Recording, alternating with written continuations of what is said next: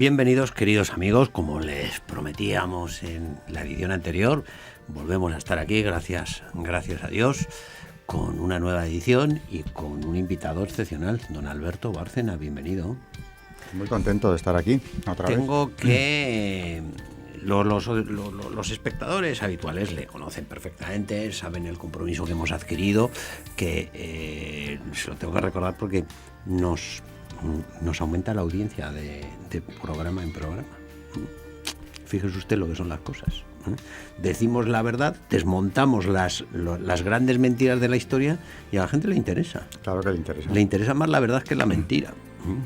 Y uno de los compromisos que habíamos adquirido, nos habíamos quedado con la Ilustración, era hablar de la liberté, égalité et fraternité, de la Revolución Francesa, que al decir de la enseñanza y de los docentes de muchos de nuestros centros educativos, parece ser que la guillotina lo que separaba era las tinieblas de la luz, no el cuello del tronco.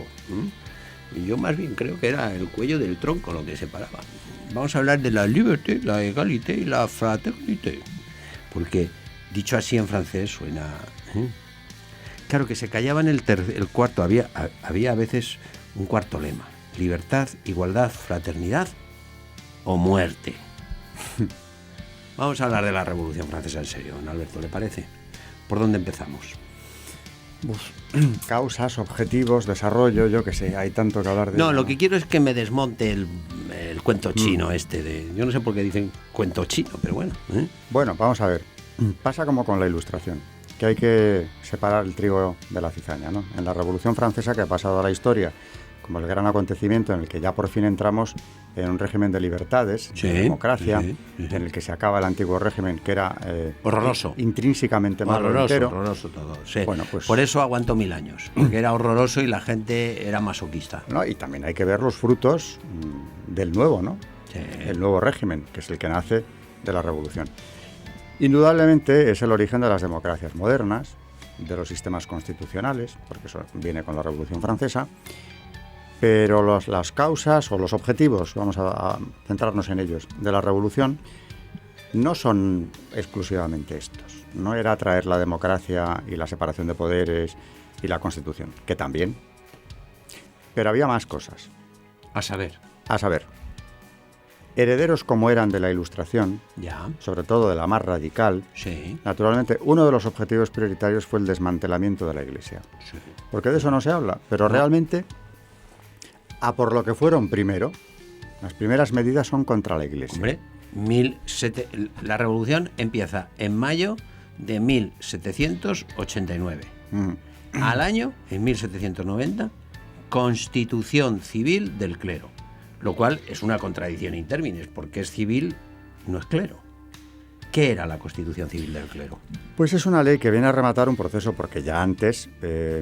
habían aprobado la expropiación de todos los bienes eclesiásticos, con lo cual la Iglesia queda desarticulada, ya ni enseñanza ni asistencia social, que es a lo que se dedicaba la Iglesia francesa, porque no tiene con qué hacer nada, no tiene ni edificios propios, ni tiene ingresos de ninguna clase, se los ha llevado el Estado, para venderlos a través de aquello que se llamó bienes asignados, que claro, fue un negocio magnífico, desastrosamente llevado, pero la Iglesia se quedó sin nada.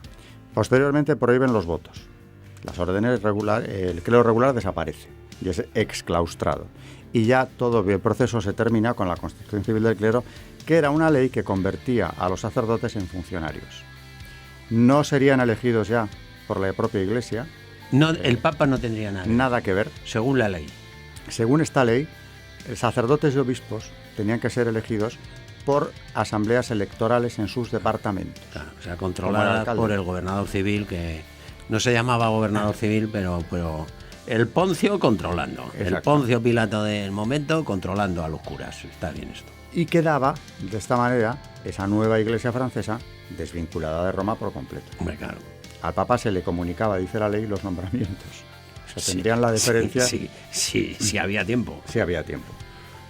¿Qué ocurre? Que, claro, esto plantea, después de la violencia que ya se había puesto en marcha, después de las medidas anteriores, plantea un dilema al propio rey, que es devotísimo, Luis XVI, e inicia una correspondencia con el Papa, Pío VI, a ver qué hacemos ante esta avalancha que se nos viene encima. Y el propio Papa...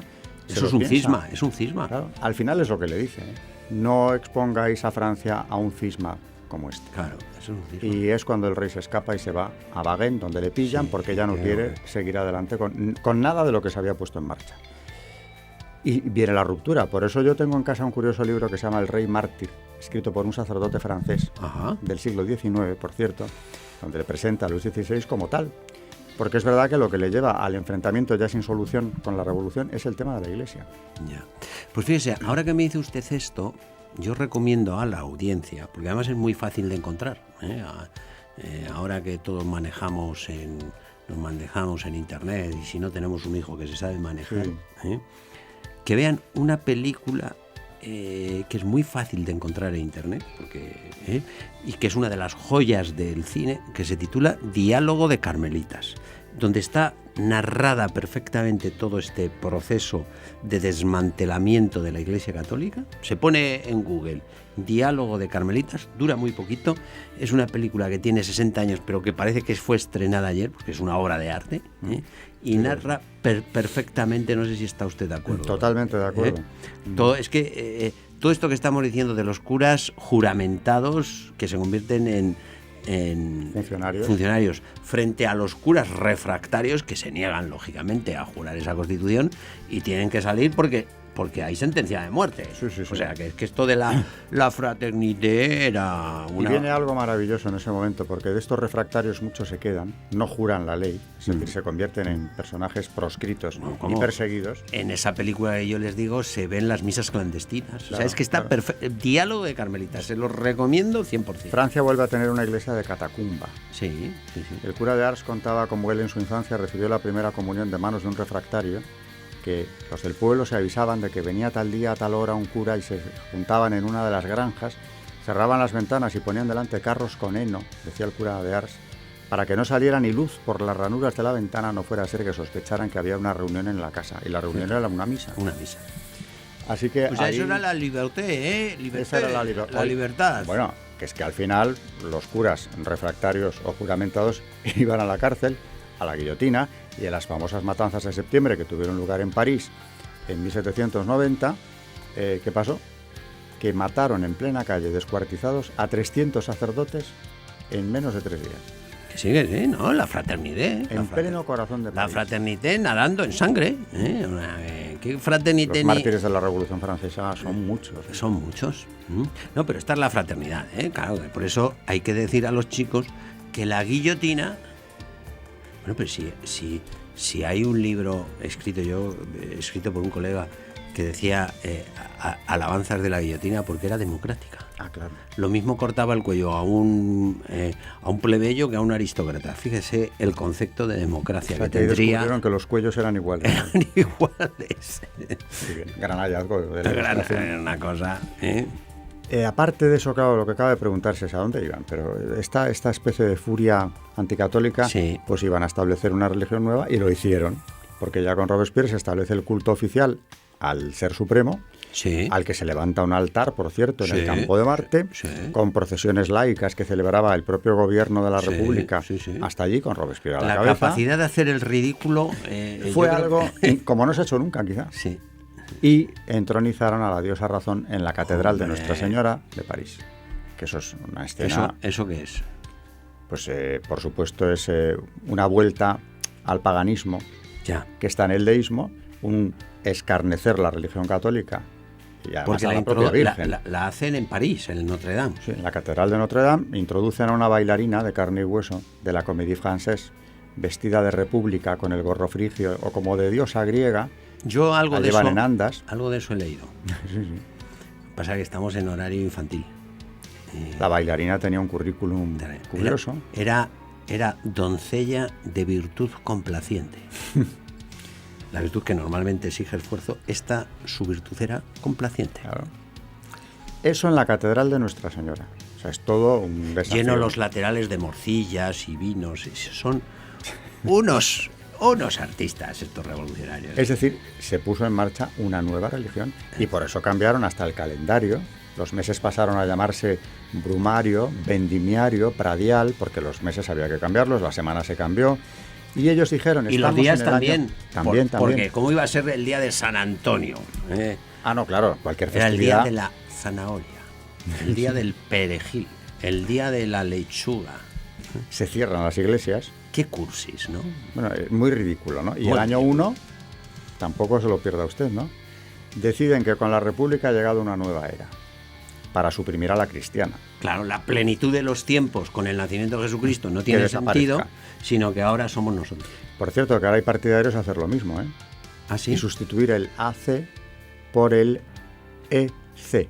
¿Cómo? A ver, ¿qué se le hace? O sea, el antes de Cristo, sí. o después de Cristo, Sí. AC, DC, poner EC, que sería para todo lo anterior al nacimiento de Cristo, era común. Ah, era común. La era común, no el antes de Cristo. Nos sirve la C, porque se queda lo de común en vez de Cristo, la era común. ¿Quién lo está moviendo esto? Pues seguro que hay entre algunos algún católico que hace de tonto útil que no le parece mal. Que no le parece mal. Seguro, me juego con usted este brazo. Sí. Que hay algún tonto útil diciendo, no, esto, Tolerancia, esto nos une mucho. Y después alianza viene, de civilizaciones. y después viene la fraternité de la guillotina. Claro, Que el que claro. no quiera... No, sí, por estos pasos empezaron con la Ilustración los filósofos y acabaron cortando cuellos de Los curas, filósofos. especialmente, ¿no? Bueno, o sea, vamos a ver, nueva religión Impuesta por el Estado impuesta por el Estado. e inventada, además, ex novo. Sí, porque lo del culto a la diosa razón. Oiga, la bandé, fenómeno del que tampoco se habla mucho. No, A ver, bastante desconocido. ¿qué es la bandé? Pues es una región francesa Ya, que en plena revolución se alza contra el gobierno de la República. o sea, los franceses contra la Sí, sí, revolución. es una guerra civil, por Esto supuesto, es. ¿no? Franceses, católicos contra franceses. La bandé es una región de Francia. Ujú. En Más el bien- occidente, noroccidente, Occidente. cercana, vamos, fronteriza con Bretaña. Bueno, no de usted más detalles, que si no nos enteramos. En esa zona occidental de Francia, por cierto, no fue la Vendée sola. Se levantan también Bretaña, Poitou, Anjou, en Lyon también hay una rebelión, en Provenza casi toda ella. Al final de los 80 departamentos que había creado la revolución, o provincias, 80. se levantan 62. Bueno, oiga, mayoría. Mayoría total, vamos, un baño de mayoría. Mayoría. Y fueron laminados. Ahora, da que pensar cómo es que tanta igualdad y fraternidad y tenemos sublevados a las 2/3 partes del país contra el gobierno republicano. Porque libertad, egalité y fraternité. Hombre, y porque había algo tan pavoroso como aquel Comité de Salud Pública, donde una denuncia era prueba suficiente para ir a la guillotina. Una denuncia que podía ser simplemente que te tacharan de antirrevolucionario. No eras un buen patriota, puesto que estabas en contra. Mire, en la película esta que yo he recomendado antes y que vuelvo a recomendar porque refleja muy bien lo que es la Revolución Francesa, Diálogo de Carmelitas, cuando juzgan a las monjas, el juez se presenta de la siguiente manera: yo soy el guardián del alma del pueblo.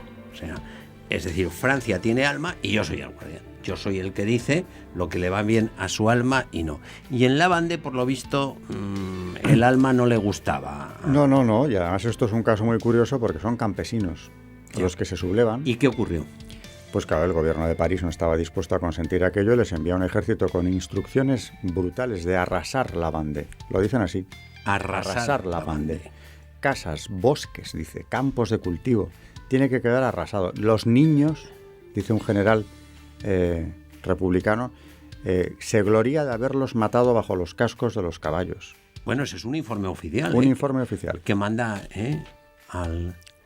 les llaman bandidos. O sea, son bandidos.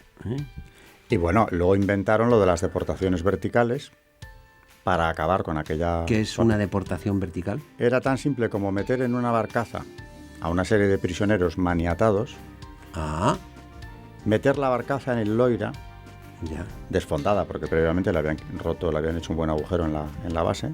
Y claro, la deportación no era hacia las fronteras, Sino hacia las abajo. profundidades. Y por ese sistema ahogaron familias enteras a lo largo de toda Vendée. Los que no fueron fusilados. Se piensa que ya no en combate, sino a causa de la represión, en la que entraban hombres, mujeres y niños, por supuesto, Ya. mueren asesinados unas 100.000 personas. Es un genocidio en toda regla. Sí, porque el genocidio, dice, hasta ahora el derecho, si no entiendo mal, en la antigua civilización occidental cristiana, el delito se castigaba al delincuente por el delito. Es decir, usted ha robado una gallina. Pues mire usted, no es lo mismo robar una gallina que el gallinero entero. Por una gallina le va a caer a usted un mes, por un gallinero, si había 12 gallinas, 12 meses. Ahora no se le castiga por haber hecho algo mal, sino por ser de Lavandé. Ese es el genocidio, el origen de la palabra pueblo. Es decir, le mato a usted, le elimino a usted por ser de Lavandé. Sí. Ya tiene usted bastante delito, haber nacido en Lavandé. Y además, en la definición de genocidio creo que está incluido ya que sea el Estado quien lo organice. Exacto. Claro, no es una cosa espontánea, ni mucho menos, ¿no? Y en este caso se dio, porque fue el propio Estado, fue el gobierno de la República. 100.000, que se sepa. 100.000 asesinados, que se sepa, porque pueden ser más. Eso solo en Lavandé no gusta. En Francia, que se esclarezca hasta llegar tan lejos esa página negra de la revolución, pero es una página negra de la revolución. Sí, porque claro, lo de la libertad, la igualdad y la fraternidad se derrumba por su... Completa. Que en la Francia de la libertad resulta que hubo un genocidio contra un pueblo porque se estaban asesinando a campesinos. Sí. Que se sublevó contra lo que el gobierno de París les quería imponer. Eso queda muy mal. Dicen, no entendían. Claro, hay que borrar esa página. Claro que esos vandeanos iban al combate con bien visible al cuello el escapulario del Sagrado Corazón o el rosario, que rezaban constantemente. ¿Cómo recuerda eso a la revolución de los cristeros de México? Sí, sí, es lo mismo. Que es lo mismo, es el mismo fenómeno por los totalitarismos, de los cuales a lo mejor hablamos, ¿no? Uh-huh. Los totalitarismos, como es el comunista en México, lo que provoca es también una revolución campesina, uh-huh, que llevan a la guerra el estandarte de Cristo, de ahí el nombre de cristeros. Claro. La famosa ley de Calles, que es que prohíbe el culto. Así es como en la Francia revolucionaria, que es el modelo de todo lo que ha venido luego en esta dirección de disolver la Iglesia. Ya. Disolución de la Iglesia, bueno, y libertad política, ¿qué tal? ¿Qué tal andaba la cosa de la libertad política? Vamos a ver, la libertad política... Porque partíamos de que lo que había que destruir era el antiguo régimen, donde no había libertad política, según estos señores. El absolutismo había que regenerarlo con el liberalismo. Y el liberalismo realmente estaba hecho en aquel momento, y durante la primera mitad del XIX es igual, a la medida de la burguesía, que es la clase que hace la revolución, no del pueblo. ¿Qué quiere decir eso? La burguesía es la que lleva la iniciativa en todos los procesos revolucionarios de la revolución, en todos los momentos de la Revolución Francesa. Uh-huh. Es la burguesía, es una revolución burguesa. Yeah. Con lo cual, naturalmente, que quieren acabar con el poder de la monarquía, el de la Iglesia de paso, quieren acabar con el antiguo régimen, tienen ideas muy revolucionarias, desde luego, valga la redundancia, en cuanto a un sistema político nuevo, pero quieren garantizarse también su supremacía como clase social. Ajá. Y lo logran. Yeah. Lo logran, 100%. ¿Qué pasa? Que esto trae consigo la otra cara de la moneda, tanta libertad, pero tiene un coste altísimo, que es la explotación del proletariado, que realmente es un concepto que viene a partir de ahí. Suprimen los gremios, eso es muy sospechoso, porque dicen que son restos del pasado del antiguo régimen, el único organismo que durante siglos había protegido a los gremios de artesanos y obreros. Eso es la ley Sapelier. Claro. Para defender la libertad suprimimos los gremios. Los gremios sobran. Sí, porque eso interfiere en la libertad. ¿Qué pasa? Que la cara en economía de este liberalismo que viene de ahí es el capitalismo salvaje. Ya. La llamada ley de bronce. Pero de eso vamos a hablar en otro... Vamos a decir, y a todo esto, ¿qué pasa con los papas? ¿A todo esto qué pasa? Pío VI. Pues Pío VI. Y Pío VII. Pío sí. Pío VII es el de Napoleón. Uh-huh. Pero Pío VI también muere Pues fuera. Esto es muy curioso, porque es que la gente tampoco lo sabe. A ver. Pío VI es un papa que, aparte de condenar la constitución civil del clero, se encuentra con que los estados pontificios son invadidos por un ejército revolucionario con el general Berthier a la cabeza, antes de Napoleón. Sí. Le invaden Roma, tiene que escapar de allí, se refugia en Toscana, pero de allí luego lo detienen y se lo llevan ya octogenario, por cierto, a Valence, en el Delfinado francés. Y allí muere, porque claro, también todos estos acontecimientos le acortaron la vida, enfermó, le dura la última enfermedad unos meses. No es para menos. No era para menos, y muere preso. Y publica Fuera la prensa. de Roma. Claro, en Francia. En Francia. En el exilio. Nada menos que el Papa. El Papa. Y claro, eso crea una situación terrible, porque imagínense lo que es para los católicos del mundo entero pensar, nos hemos quedado sin Papa y no parece que haya muchos visos de que pueda volver a haber otro. Y además anunciándolo como lo habían anunciado los franceses. Claro. La prensa francesa anuncia la muerte de Pío VI en estos términos. Pío VI y último. Se acabó. Se acabó la Iglesia. Se acabó. Y pues imagínese, digo... Y eso con el poder militar de Francia... No, en plena expansión de la Francia revolucionaria, que iba convirtiendo los países fronterizos en lo que llamaban repúblicas hermanas. Joder, donde se disolvía la Iglesia. La fraternidad. Igual, la fraternidad. La fraternidad. ¿Qué ocurre? Pues que a la muerte de Pío VI no se puede celebrar en Roma ni soñarlo un cónclave para elegir un nuevo papa. Y tienen que hacerlo en Venecia bajo la protección del emperador alemán, porque Venecia era parte del imperio.